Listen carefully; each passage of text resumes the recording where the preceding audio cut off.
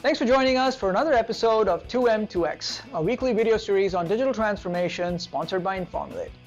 How do you know what the lifespan of your current products and services should be? What should you look at to determine when to cut over from the old to the new? Should you try to squeeze every last dollar of value from the current offering? This is definitely more of an art than a science, but there are some guidelines you can use. Intuitively, it makes sense that you milk all the value out of a product before you launch another one, right? After all, you spent a lot of money on building and marketing it. Shouldn't you keep it alive until it stops generating income?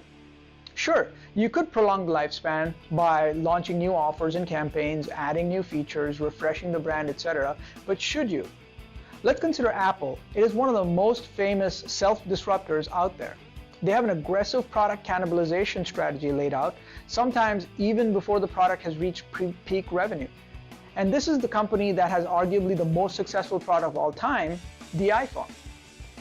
Much like Buddhist mandalas, which are intricate designs drawn using chalk powder over days and weeks only to be wiped away in an instant, you must let go of the past to make way for the future. This is a hard lesson for most leaders to learn. One tool I highly recommend for this is the business model portfolio from Strategyzer. It allows you to see your current and future products as a continuum of development in two quadrants. Products in the exploit quadrant are your current offering. They are predictable, and your objectives are to sustain and grow it. This is where you want to do incremental innovation. Ideas in the explore quadrant represent your future products.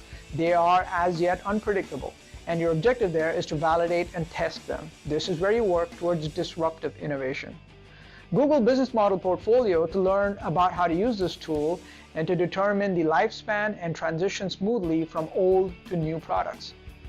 Thanks for listening, and I will catch you next week.